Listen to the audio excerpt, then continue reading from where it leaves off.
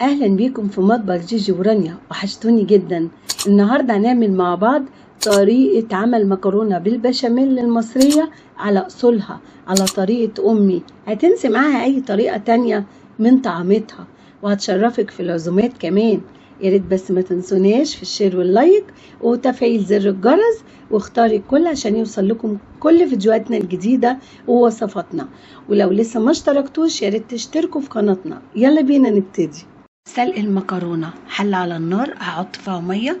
أول ما تغلي هحط معلقة كبيرة ملح، وانزل بنص كيلو مكرونة، وبعد كده أقلبها كل شوية عشان ما تلزقش مع بعضها. وأول ما تستوي هصفيها من المية، بس ما تغسلوهاش.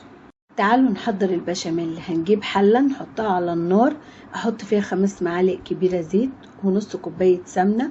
أول ما السمنة تسخن هوطي على النار وانزل 6 معالق كبيرة مليانة من الدقيق، واقعد اقلب. واول ما هيبتدي يدوب ياخد لون معايا انزل على طول بكيلو ونص حليب بالتدريج، انزل بيه واقعد اقلب باستمرار. وانزل بعد كده 3 معالق جبنة كريمي واقلب، واحط كوباية كريمة لباني. لو مش عندك يبقى حطي بدلها كوباية حليب. هنزل بمكعب مرق الدجاج وملح ورشة جوز الطيب، رشة فلفل أبيض أو أسود وورق لوري، وأقلبهم مع بعض. كل ده طبعا زي ما قلنا على نار هادية لغاية ما ياخد معايا قوام كريمي. تعالوا نعصج اللحمة. هجيب طاسة وهسخنها كويس، وانزل فيها بنص كيلو لحمة مفرومة أو أقل زي ما انتوا عايزين، عشان تاخد معانا صدمة. أول ما تاخد صدمة أقلبها على الناحية التانية، واقعد اقلبها وافتتها من بعضيها، واحط عليها معلقه ملح، رشه فلفل اسود، فصين ثوم مفروم وبصله مفرومه، ورشه جوز الطيب، واقلبهم مع بعض. وهنزل ب3 حبات طماطم اكون بشراهم، واقلبهم تاني مع بعض، وههدي النار واسيبهم حوالي 7 دقايق. هتلاقي اللحمه المفرومه معايا طريه مش ناشفه. هجيب المكرونة انزل بنص كمية البشاميل عليها واقلبهم مع بعض.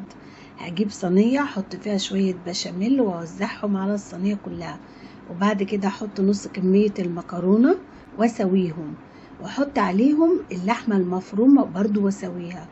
وبعد كده اخر حاجة هجيب المكرونة والطبقة الاخيرة واحطها في حبة بشاميل فاضوا معانا، دي هنحط عليهم بيضة واخلطهم مع بعض. وبعد كده هحطها اخر طبقة على الصينية. عندك قشطة وزعيها على الصينية، على وش الصينية يعني. ولو القشطة مش موجودة ممكن تجيبوا جبنة موتزاريلا، علشان اللون هيخطف البطن على طول اول ما تلاقيه اللون الذهبي الجميل ده. بعد كده هندخلها الفرن في الرف اللي في الوسط، وهقيد الشواية على حرارة متوسطة. أول ما تاخد لون ذهبي هطلعها على طول. هتاخد معايا نص ساعة في الفرن. هنستنى لما تبرد وتاكلوها بألف هنا. ودي كانت النتيجة.